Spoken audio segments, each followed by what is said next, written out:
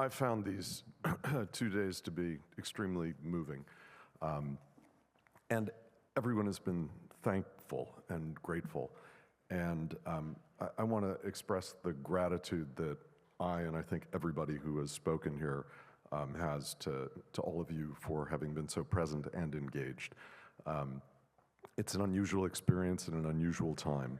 And I feel very grateful to be on stage with Shane McCrae today and to be following Anne and Thomas and all the fine speakers that have been with us today.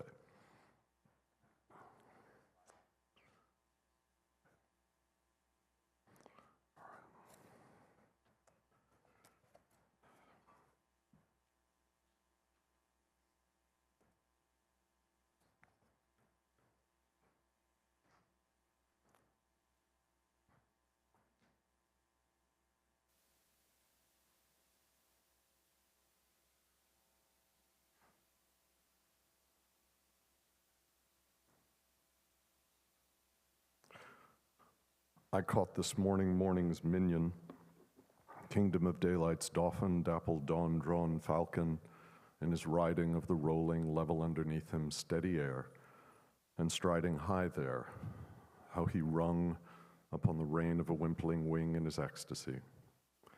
Then off forth on swing, as a skate's heel sweeps smooth on a bow bend.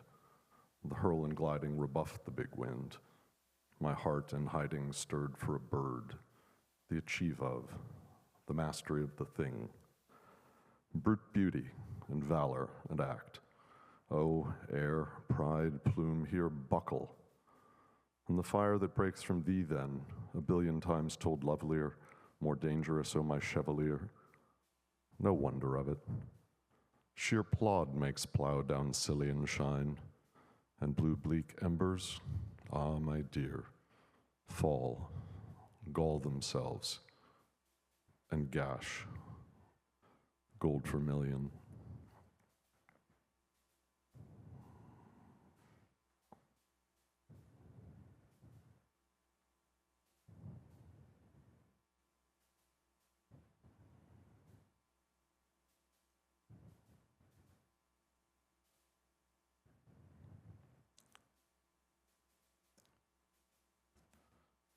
I was very sick this summer for the first time in my life, and my mind was not my own.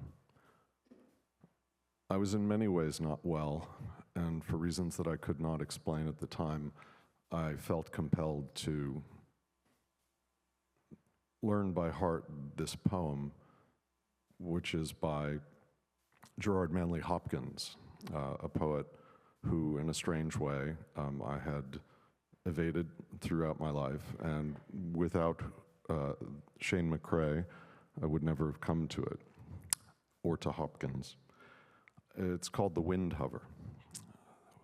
Falco tenunculus, common kestrel. Also, if we chase down the etymology and look at it a bit, we see a little reference to its other richer name, windfucker. I was compelled this summer to take it in, and if I'm honest, it took me about 3 months.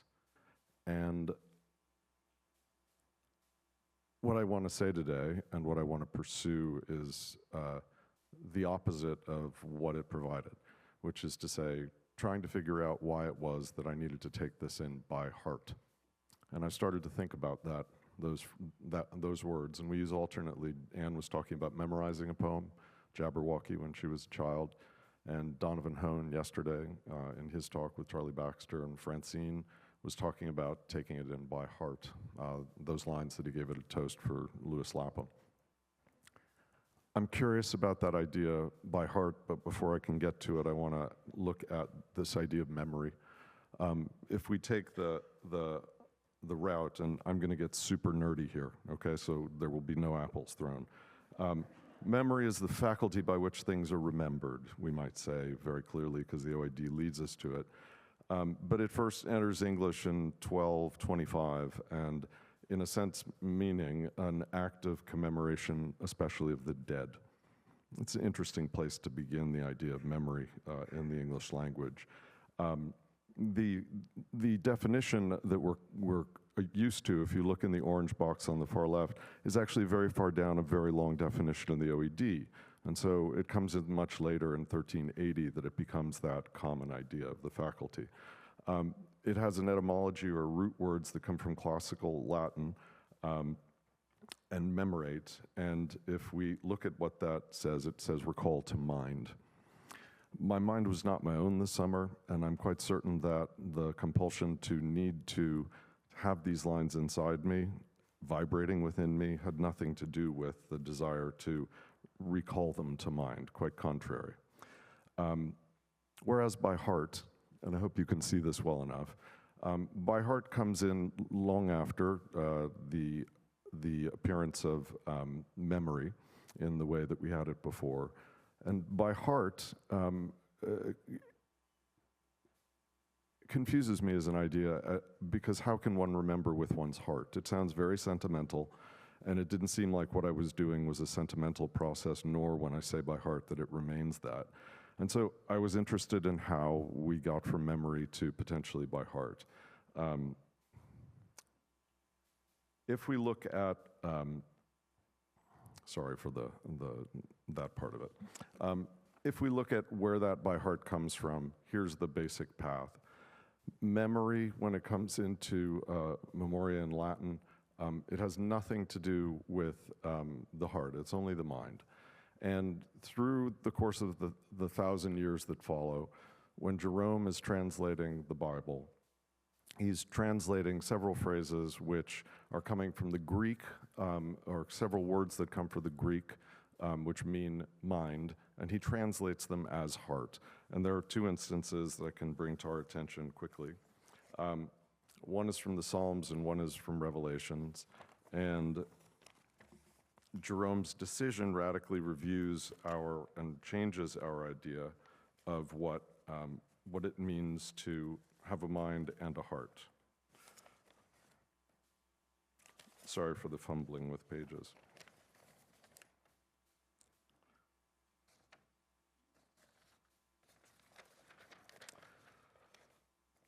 So in the Vulgate, Jerome translates, Mary kept all these words, pondering them in her heart, when in the Greek it is mind. And when he translates, and that's from Luke, and when he translates in the King James Version, when the King James Version takes it over, it becomes, but Mary kept all these things and pondered them in her heart.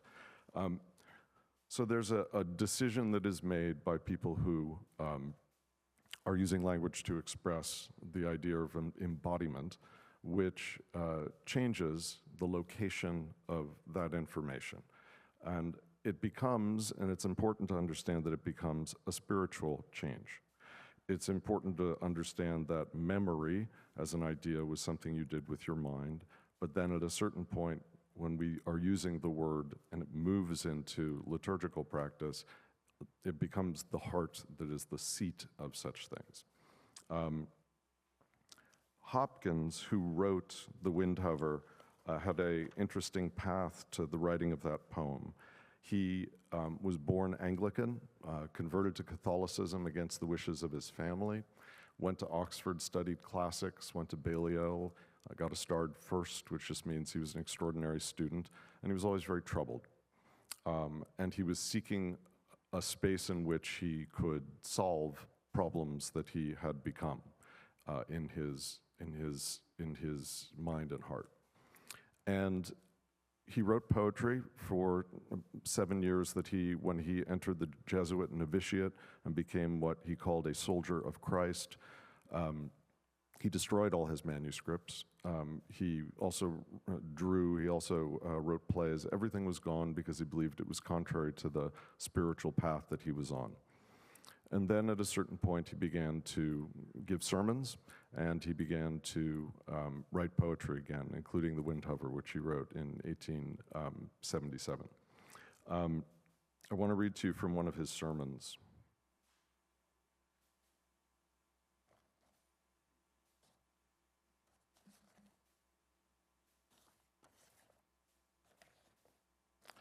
And here is the place to say which you will have forestalled me in thinking. And I want you to imagine him before a congregation, which he met every Sunday for 8 or 9 years, in different places around England and Ireland where he was posted.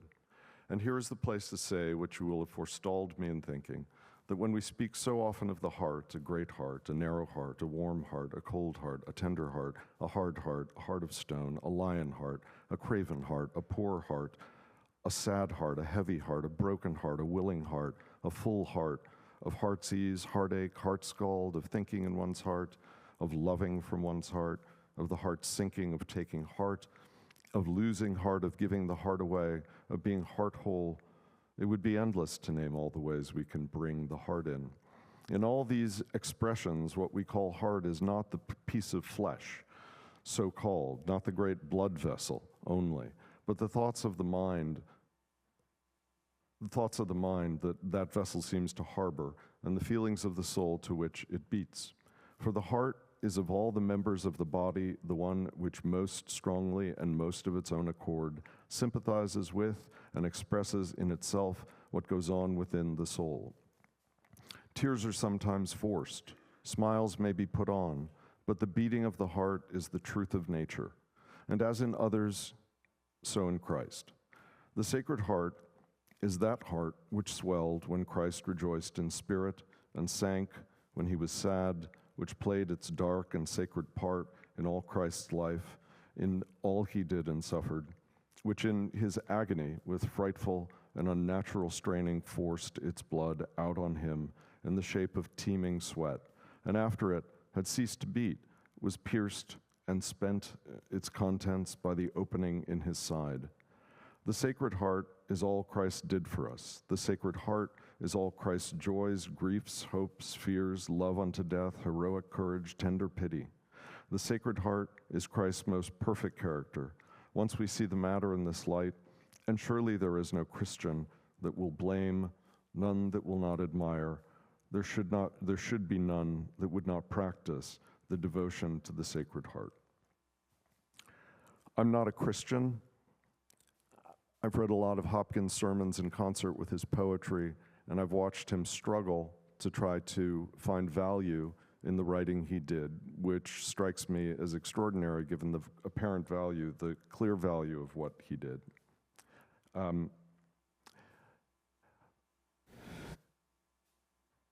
He took retreats late in life, and by late in life I mean when he was in his late 30s and early 40s, because he died of typhoid when he was 44, born in 1844, died in 1889, so a very brief life.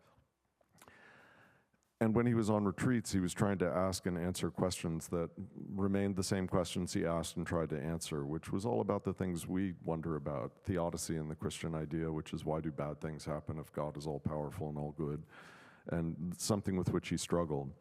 But in one of the tender moments in his retreat in Dublin, when he was in his late 30s, he said, also, these are private notes that he wrote to himself, also in some meditation today, I earnestly asked our Lord to watch over my compositions, not to preserve them from being lost or coming to nothing.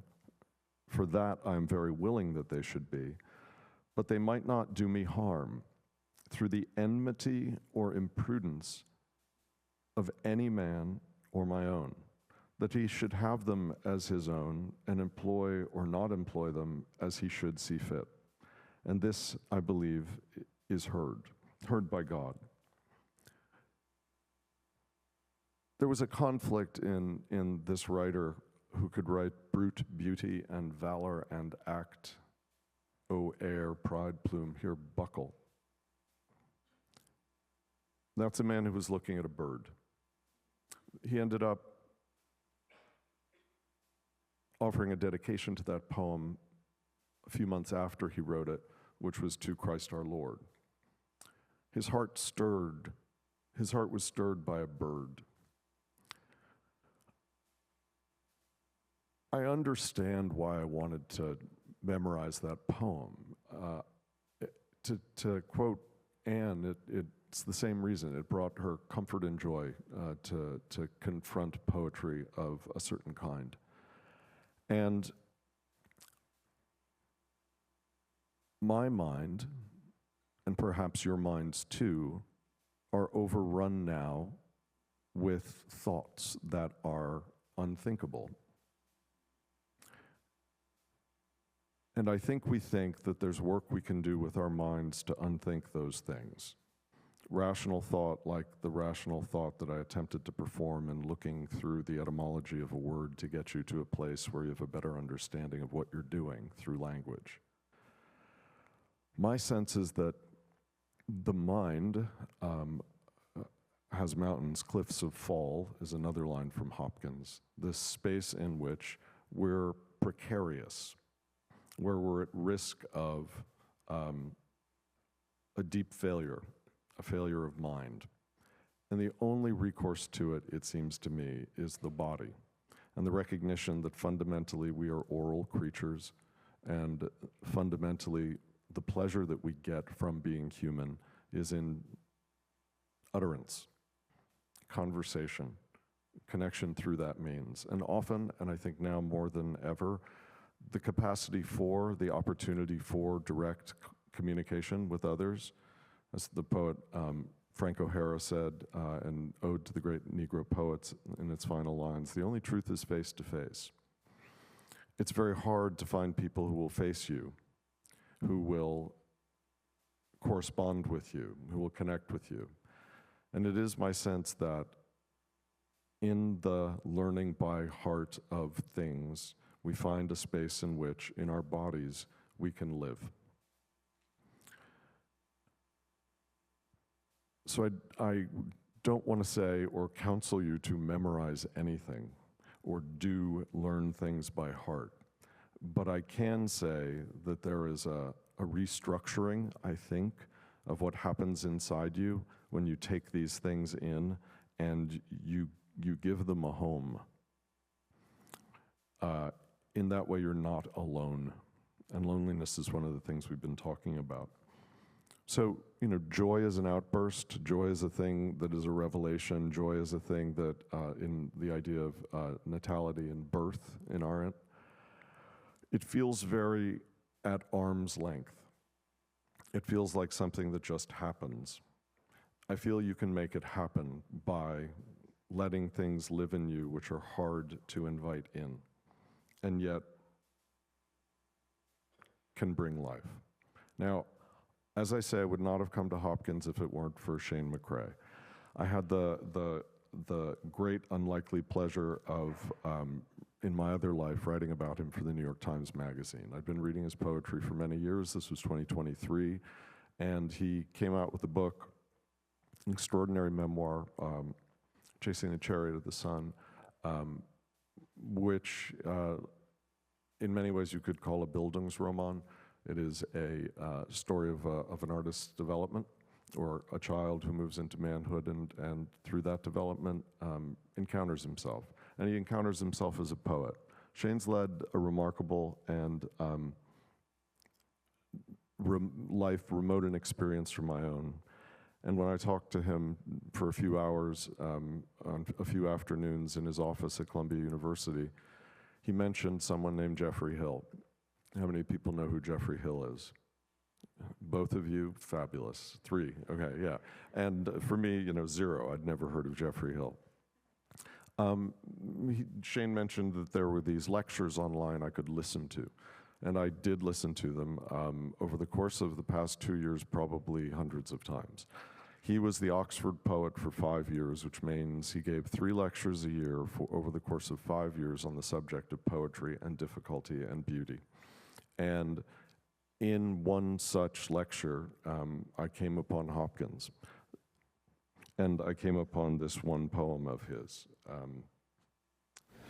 I caught this morning's minion, kingdom of daylight's dauphin, dappled dawn-drawn falcon, in his riding of the rolling level underneath him steady air, and striding high there, how he rung upon the rein of a wimpling wing in his ecstasy. Then off forth on swing, as a skate's heel sweeps smooth on a bow bend. The hurl and gliding rebuffed the big wind. My heart in hiding stirred for a bird, the achiever, the mastery of the thing. Brute beauty and valor and act, oh, air, pride, plume, here buckle, and the fire that breaks from thee then, a billion times told lovelier, more dangerous, O my Chevillard. No wonder of it, sheer plod makes plough down Sicilian shine, and blue bleak embers, ah, my dear, fall gall themselves, and gash gold vermilion. I would much prefer to listen to Hill's recitation than my own, but I'm very glad that I have my own mind's recitation as resonant. One of the great pleasures of my last few years has been through the encounter of Hill in parallel through the encounter of Shane's poetry. His most recent book is New and Collected Hell. As Roger said, he's written a great many books at this point, depending upon how you count. There are little ones that are from small presses and big ones from big presses. And he's been writing about, he's been writing these hell poems for quite a long time.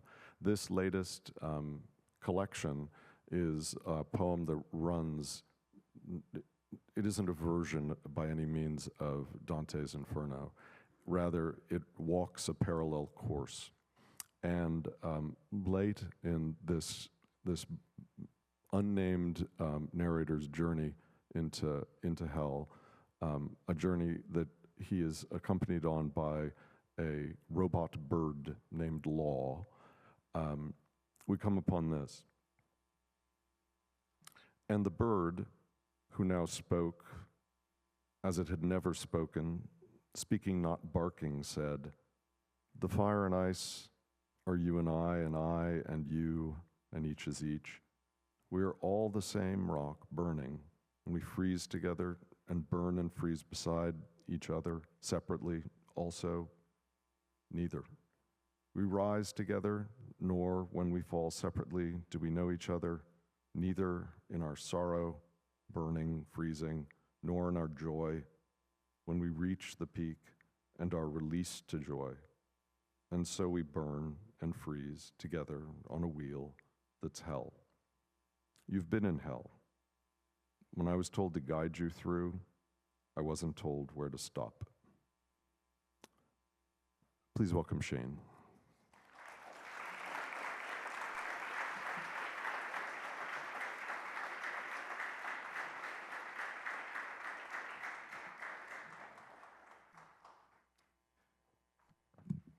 Hi. I know you have heard recently that I'm a young poet, but I would remind you that poetry young is different from real world young. Okay.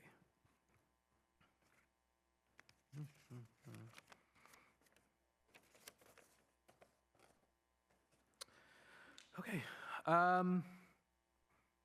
Thank you all for coming.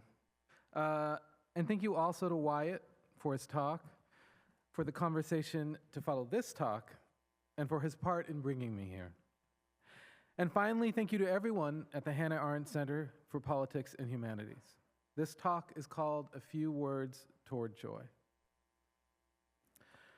Now that you've all heard a bit of my poetry, I can only assume you're still here because you're not sure what joy is and hope to arrive at a definition by exposure to what it isn't. If that's the case, maybe I have something for you.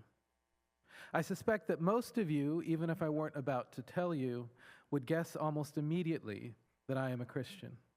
But I think I ought to declare it anyway, so I'm a Christian. It is a testimony to our fallen state, our self-annihilating hypermaterialism, that I am about to spend the next 20 or so minutes trying not to confuse pleasure for joy. I say this to alert you. Perhaps you will only arrive at your negative definition obliquely. Be prepared, in other words, for obliquity. One learns as a writer, especially as a poet, that one must say yes when one is invited anywhere to do and or say anything. Sometimes, as I do now, one will find oneself honored beyond one's deserving. But one can't let one's lack of worthiness stop one from allowing oneself to be considered worthy. Thus, my first attempt at formulating a definition of joy so that I could write this talk resulted in a very Christian definition. Joy is an attitudinal celebration in response to a reward greater than one feels one deserves. If a Christian were properly aware of their situation at all times, they would sense an obligation to be joyful at all times. I find my own religious life, therefore, most commonly expressed via a strange combination of faith and forgetting. It is a similar combination to that according to which I, as a reader, find myself again and again made joyful by a line of poetry I memorized years, but not too many years ago. Initially, rather than made joyful, I wrote pleased, but then realized I had right out of the gate gotten mired in the confusion of pleasure and joy. The question with which we, as observers of contemporary American culture and participators in it, must be concerned is this: do we in fact confuse pleasure and joy, or has pleasure become a ceiling? Because I do consider joy a higher thing, a more to be desired thing, often a more difficult thing to achieve, and yet a thing once achieved worn more lightly than pleasure, which carries its mire with it. But over the past few years, I've found myself approaching the conviction that, for many contemporary Americans, pleasure's mire has become happiness's ceiling. But I do actually like pleasure. In fact, today I want to talk to you about something that has often given me much pleasure, pleasure of such a kind and intensity that I believe it has become joy. Indeed, I believe it became joy pretty much as soon as I recognized it as pleasure. But perhaps first I ought to attempt to distinguish between pleasure and joy in a comprehensible way. Recently, Robert Frost's sonnet, The Oven Bird, has been on my mind. I suspect it has been on my mind because I turned 50 a few weeks ago. Although I don't like to think of myself as a typical American male, not because I think of myself as an extraordinary American male or something like that, but because I suffer from a delusion that I think about my decisions before I make them, instead of reflexively making choices that a typical person like me, American male, would make. Although I don't like to think of myself as a typical American male, it has come to my attention that I habitually keep even myself in the dark about my emotions. And so, one of the few clues I have to what would seem to be my upset about turning 50 is my sudden interest in the oven bird. Just in case you don't know the poem, it goes like this. There is a singer everyone has heard, loud, a midsummer and a midwood bird, who makes the solid tree trunks sound again. He says that leaves are old and that for flowers midsummer is to spring as 1 to 10. He says the early petal fall is past, when pear and cherry bloom went down in showers on sunny days a moment overcast. And comes that other fall we name the fall. He says the highway dust is over all. The bird would cease and be as other birds, but that he knows in singing not to sing. The question that he frames in all but words is what to make of a diminished thing. What indeed to make of a diminished thing? That is the question I've been trying to ask myself. And I know one needn't feel diminished by turning 50 or whatever age. But I also know that even if I am diminished in no other way, I'm diminished chronologically by each passing moment. So, pleasure and joy. I take a lot of pleasure from reading and thinking about the oven bird, even when I'm saddened by reading and thinking about the oven bird.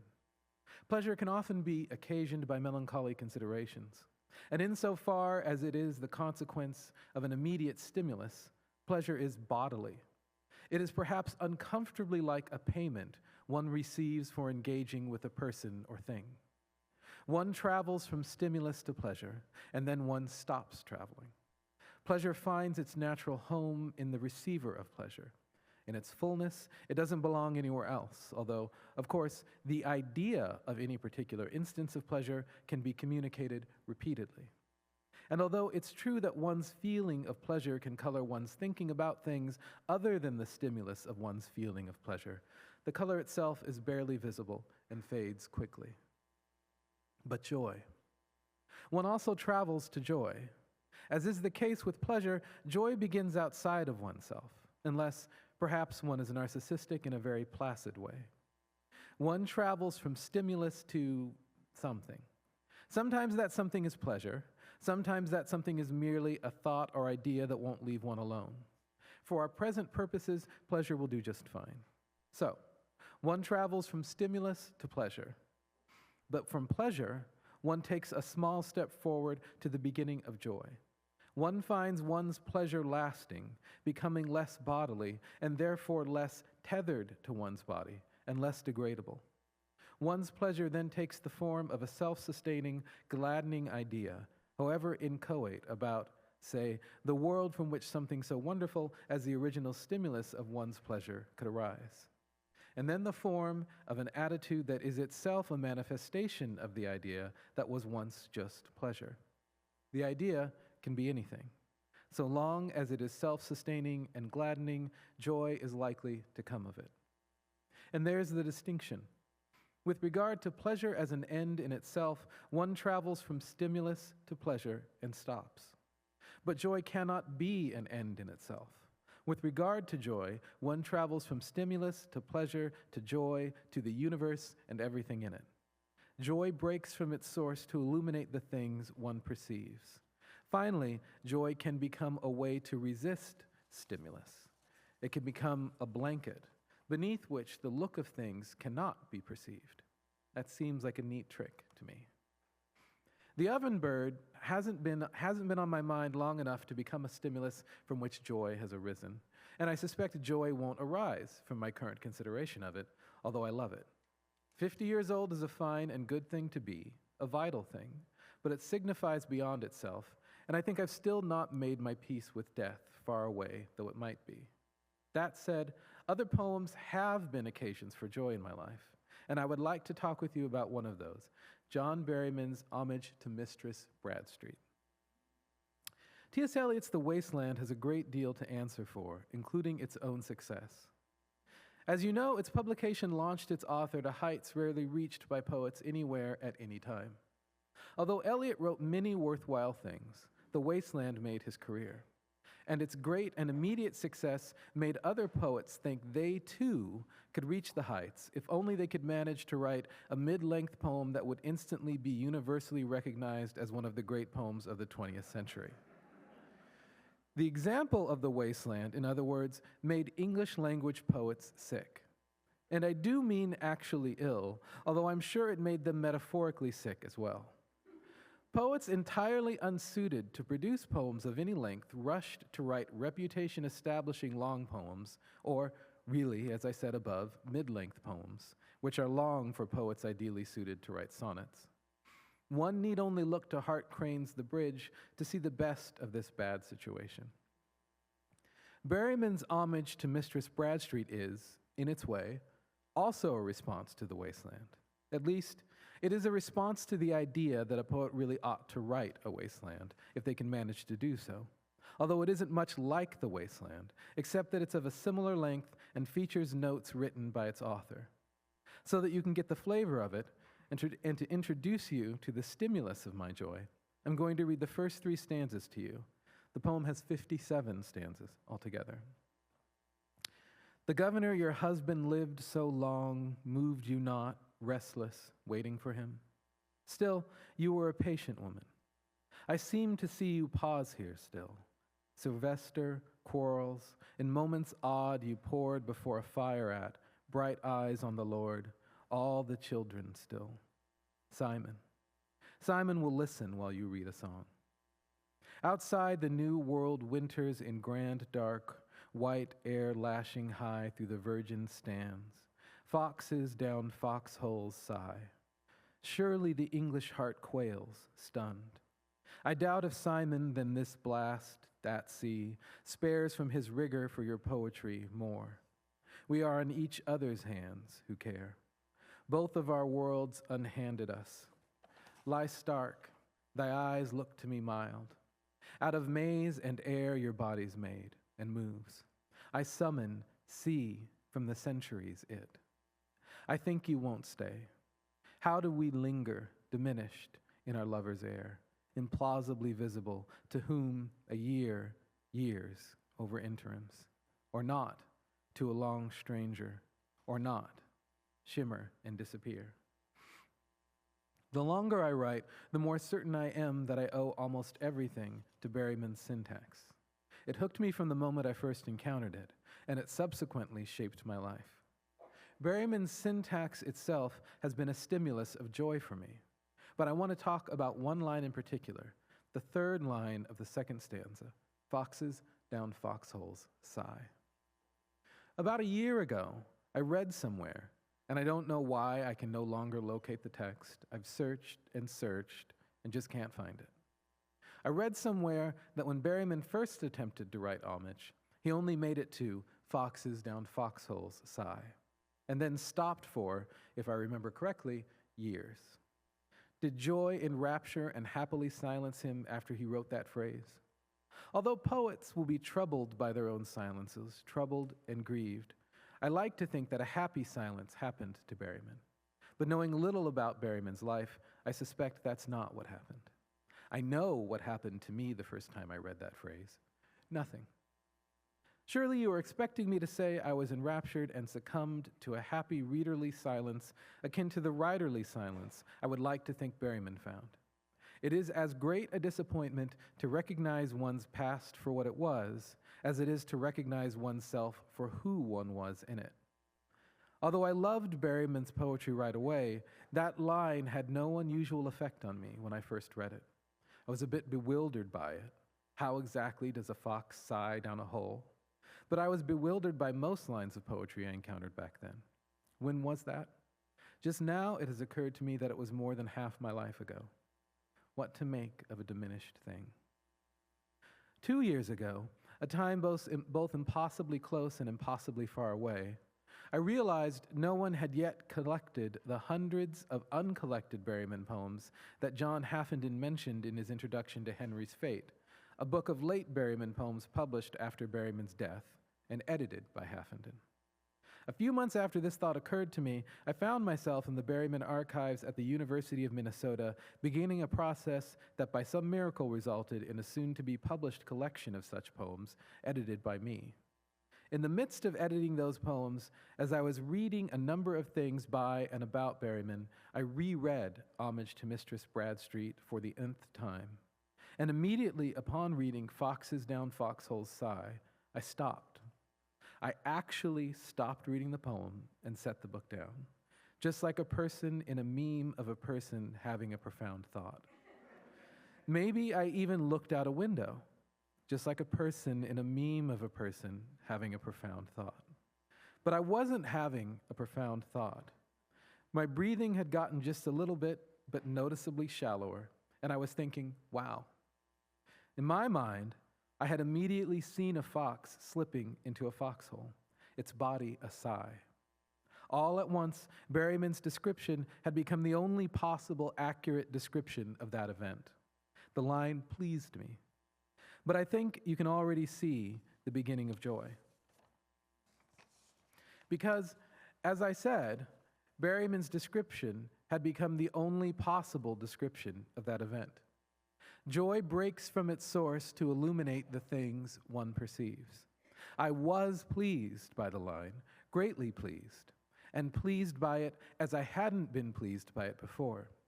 But even as I was pleased, I began to see the world differently, more joyously, because with a more profound richness. So I read the line and then set down the book. And maybe I looked out a window. Occasionally, one is overpowered into recognizing oneself as more predictably human than one would like to think. For the rest of that day, I seemed to feel the line rolling through my veins. I felt my physical being in the world differently than I would have felt it if I hadn't had the pleasure of reading the line. And so by brute physical proximity, if by nothing else, that difference illuminated those things with which I came into contact. My keys didn't feel the way they had felt before. Doorknobs didn't feel the way they had felt before. Although the difference was in my body, almost entirely, perhaps, in my mind even. Because it was joy, the difference reached out from me. Now, I find the person I was before joy sprouted from that line irretrievable. Strictly speaking, if one factors in time, everything that happens is something that hasn't happened in the same way before. Although I had brushed my teeth before, I had never brushed my teeth at 7:09 p.m. on Thursday, October 16th, 2025, before I brushed my teeth at 7:09 p.m. on Thursday, October 16th, 2025. We are at each moment unique, a wonder never seen before, never to be seen again. But one recognizes oneself from day to day. Nonetheless, I cannot now see the world I saw, in which I recognized, and of that recognition constituted myself. I cannot now see the world I saw before the joy of seeing a fox become a sigh changed how I see. We perceive things according to many joys and sorrows, many moments of indifference, and are thusly changed, and cannot change or be changed back. At the beginning of this talk, I mentioned that I'm a Christian. Then, maybe sounding a bit dour, I asserted that if a Christian were properly aware of their situation at all times, they would sense an obligation to be joyful at all times. I do think that's true, but I didn't and don't mean it the way it perhaps sounded. A Christian is not obliged to appear happy at all times, to smile while the world burns. At the root of Christian pleasure is love, the recognition that the Christian, like every human being, is God's beloved. And so Christian joy is allowing the things you perceive to be illuminated by your recognition that you are loved, and to strive to love according to that illumination. It is a joy that sometimes smiles, sometimes weeps, but is not gratified by weeping, as bare pleasure can be. It cannot diminish that which it perceives, because it is both the human recognition and human expression of a love bigger than human love. What you love is not diminished. You are not diminished. You are loved. Thank you.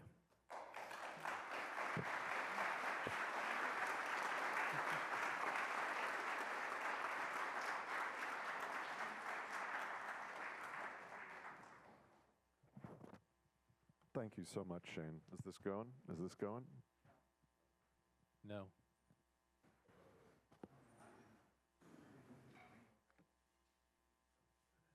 Is it? Hello, hello? It's working? Okay, great. Thank you so much, Shane, for your, no? Yeah, you. mine's on. Okay. Yours on. Mine on? Okay, great. Okay. Thank you, Shane, so much for that beautiful talk. While you were talking about your experience of reading and rereading Berryman for the nth time in that poem, I thought of a song by Prince, Joy and Repetition. And the idea that he performs in that song is he repeats the phrase joy and repetition a great many times. Nice. And you talk about brushing your teeth. You hadn't done it before that moment at 7:09 p.m. on October 23rd, and something had changed by virtue of the experience you'd had in the archives. Mm-hmm. Mm-hmm. I wonder how the experience of writing poetry, in which there is so much repetition and revisiting of themes and ideas, and that's one of the things that's a hallmark of my reading of your work through the years, you revisit. Mm-hmm. And I wonder how that repetition, if it is repetition, is involved in generation, finding new ways at it. Okay, that's all I really want to say is that my first concert was Prince on the Purple Rain tour. And I kept kicking the seat of the guy in front of me. I was like 10 or whatever. Repetition and generation of new things. I spend a lot of time trying to avoid repetition, despite the fact that my poems feature a lot of repetition in themselves, and I do sort of repeat themes, I try not to do it, but I've become convinced over the years that, although my students increasingly find this way of thinking abhorrent, that content is not the most important thing in a poem. Content can be a kind of switch that gets the poem going. It can create a space in which one can explore and find new language events that are worthwhile. And content is really just either, to me, either that space or it's that engine or kind of both. And so I guess it's kind of easy, although I regret saying it this way, I guess it's kind of easy to return to particular themes. But the other way to think about it, which is equally true, is that I'm sort of obsessed with a few very particular things, and I just can't seem to write past them, although I try. Like I keep trying to not write poems about how horrible Donald Trump is, but I can't do it. If I don't write those, I just don't write. And so... Well, you've been doing that on and off, unfortunately, since 2016. I've been doing that for a while. Yeah, I have a book of them just about to come out, actually, so I'm waiting to get arrested. So, you know, I think it's both. I think it's a combination of, you know, just needing a space in which to make new language events, but also one's personal obsessions. And I think both of those can make something new. Well, one of the things I've noticed in your poetry through time is the forms have changed. Mm-hmm. And that's the main mark of that revisitation and that idea of making a language event happen. But if you haven't read Shane before, you did see briefly the flash of what I was reading and the breaks that exist within that the fractured line. And you hide sonnets in plain sight that when you read them aloud read as sonnets, but on the page don't look like sonnets. Mm-hmm. And I was speaking about the value of, you know, our oralness. Mm-hmm. And I just wonder if you could speak briefly about the difference you see between what happens as an action on the page and how different it is as something that is spoken, first in your mind and then, you know, by the reader. Sure. Yeah, the forms have changed. Initially, when I was writing my first couple books, what I really wanted was for the cool kids to like me. And I thought the cool kids, broadly speaking, were like either language poets or poets who were kind of loosely affiliated therewith, or just poets who were doing the kind of new experimental thing. They're still the cool kids, honestly. But I also was really obsessed and always kind of had been with formal poetry, and have a really deep love for it. And so I wanted to write my sonnets and be very weirdly strict about them. But I also wanted to write them in a way that people wouldn't notice. And so I was using sort of disrupted syntax and breaking the lines in ways that if you laid out the lines according to the pentameter, you could see that it was a sonnet, but I broke them in ways to make it so that it wasn't obvious. Wasn't obvious that they were rhyming in an iambic. And why wouldn't one want to make that obvious? Is there cool kids wrong? Didn't like it. Because in 10th grade we're all asked to write sonnets? No, I think people have this idea that, I mean, I honestly don't know. In the 90s, the way of thinking was that, or 80s and 90s, the way of thinking was that writing formal poetry meant that you were politically conservative, which I don't think that's true. But I also think people can find it restrictive, and I think that partially has to do with them not being raised with form. I think that the more you learn it deeply, the more you realize that it's freeing. But yeah, I thought that the cool kids didn't like it, so I didn't want them to know that I did it. And it was effective. They didn't know for books. They couldn't tell. And I become considerably more explicit with it. And I think that, but I still think that when you're reading a poem out loud, you don't necessarily want it to be obvious that it's in form, that it rhymes. You know, you want the thing that works to be the words themselves, irrespective of their formal arrangement on the page. You want them to come across to the reader in such a way that they have an experience of the poem that they find that they like, that they're happy with. Or, you know, sad with in the way that people like to be sad. And so, it is a very different thing. I think that as it exists on the page, the formal considerations, all the rhyming, all that stuff, I think honestly that's more for the poet than it is for the audience. It's a thing that helps me to write. If I wasn't doing that stuff, I don't know that I could write at all. But you're trying to balance your own need of those formal tricks to help you write with a desire to make a thing that somebody might actually like to hear or read. Before we turn it over to you guys, I have one question about topicality since you raised it. The idea of writing a poem about Donald Trump or dozens of poems that involve him, I can both see the reason why one might feel compelled to do so, but I would also imagine that there's an equal and opposite force that could make one feel as though that was the last thing you should dignify that person with such attention. Sure. Well, I feel bad saying this. He is such a interesting talker on the level of language. He's such a terrible thinker and a terrible talker and obviously an idiot. But the way that he speaks is so particular and strange that as a poet, it's kind of hard to resist wanting to see what you can do with that, his very bizarre way of talking. And so it's interesting on a linguistic level, the way he talks, but also I think that he is such a shocking figure. And so he's both shocking but like completely representative of a certain way of being in America now that I think that he's just really hard to avoid. I feel sort of obligated to write. It's not that anybody's going to read it, but I still feel like if I'm not engaging with his bizarre way of talking, I'm kind of ignoring something that's really fundamental to the present moment. All right, let's open it up. Who has questions for Shane? Yes, you in the back.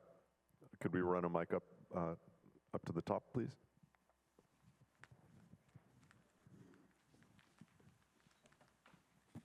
Hi, thank you so much. First off, I read your article in the New York Times Magazine, 2023, 2022. Absolutely incredible. And Shane, thank you so much for coming and sharing your poetry.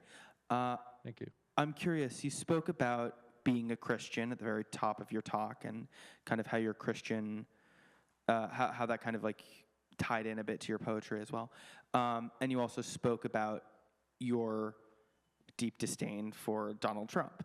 And I'm not going to sit here and say all Christians support Donald Trump. I don't think that's true. I think that's a sect of evangelicals very, very far to the right. I don't think, I'm Jewish, I'm not Christian, but at least as far as I've researched it, it's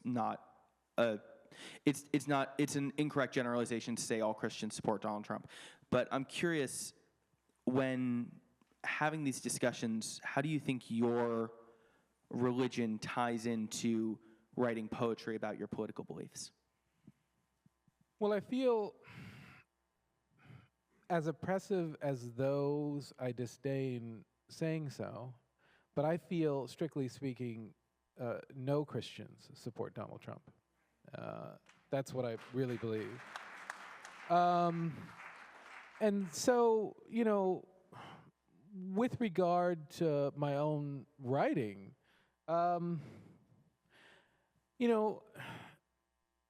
one can wear one's religious convictions as lightly or as heavily as one wants. I find, since I believe committedly and deeply, I find that I cannot do things in the world if I don't do them without considering, or honestly it's not really consideration, without sort of being driven by my Christianity. And so sometimes it's explicit in my writing, sometimes you can't tell, I think, but it does just sort of color everything I do. Thinking about, or trying to think about, the world as sort of depending upon God at every instant, right? Sort of living in this. Wallace Stevens thought that in order to write poetry, you needed to have something like God, something like what he called a supreme fiction. And that if you didn't have that, you were sort of missing something really fundamental. And I kind of see what he means, at least in this way. Like for me, because I really do believe in all of it, you know, one conceives of oneself in a world, as living in a world in which at any instant, you know, the end of the world could just occur, you know, and it feels sort of dishonest to my conception of Christianity to not pretend as if I live in a world, or to not act as if I live in a world in which the world can end at any instant, and a world in which all of reality depends upon sort of the grace of God, you know, as opposed to mathematical inevitability. And I think that that kind of ultimate uncertainty is a place from which poetry, as a cry toward uncertainty, can arise. Yes, Teju?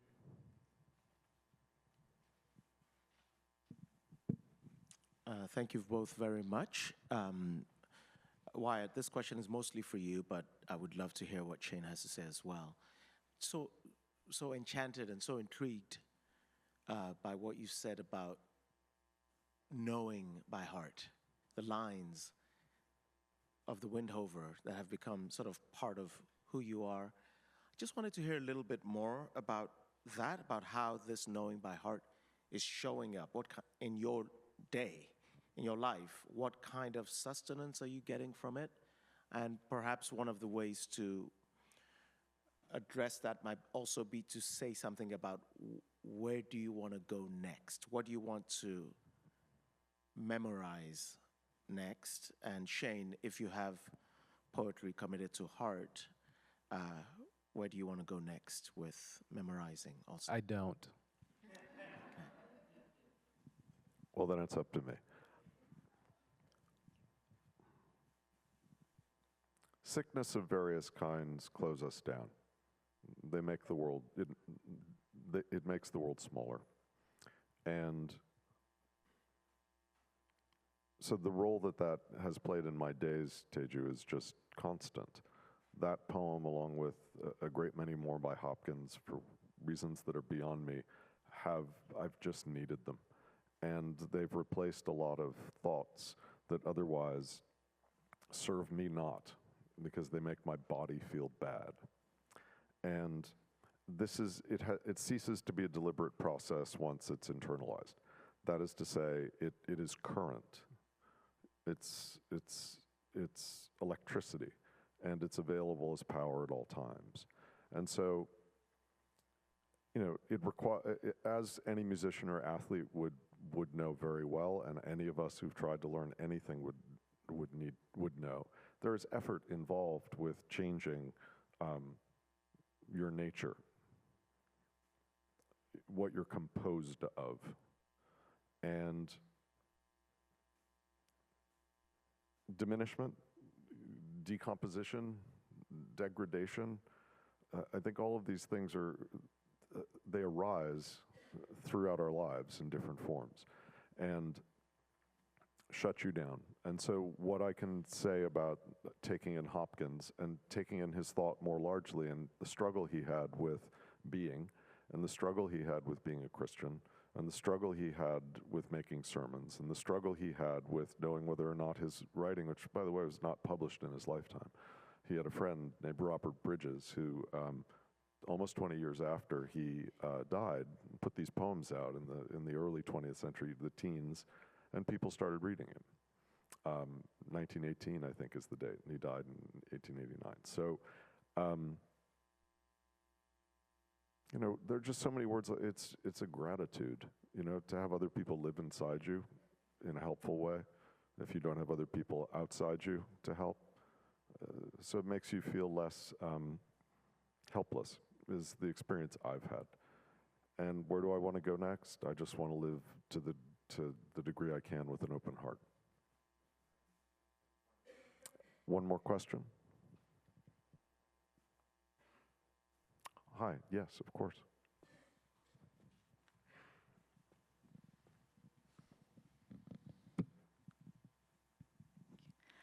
Thank you both for your beautiful words. This is a question for both of you. I'm curious about the correlation between vulnerability and joy, or from a Christian perspective, humility and joy. And I'm wondering if we allow ourselves to be vulnerable with ourselves by allowing our heart to counsel our body, would you say we have a duty to share our heart with others? Is being vulnerable with others the path to joy? Does communication require vulnerability, or do the two exist together without separation? Sure, let me just whip up an answer to that. You got this. Yeah, no problem. Well, you know the thing I said in my talk about being unaware of my emotions and emotional motivations, pretty true. And so, although I have no doubt that I'm just like a pulsating mass of vulnerability, I can't tell, you know? But I think that, for me at least, the connection between that and joy is probably fairly tenuous, whereas the connection between humility and joy, that makes a lot more sense to me. And I think it has to do with, at least the way that I conceive it, trying to be humble, create space for the noticing of things that can make one joyful, because you're sort of getting out of your own way. And so I think that there is, a real connection between humility and joy.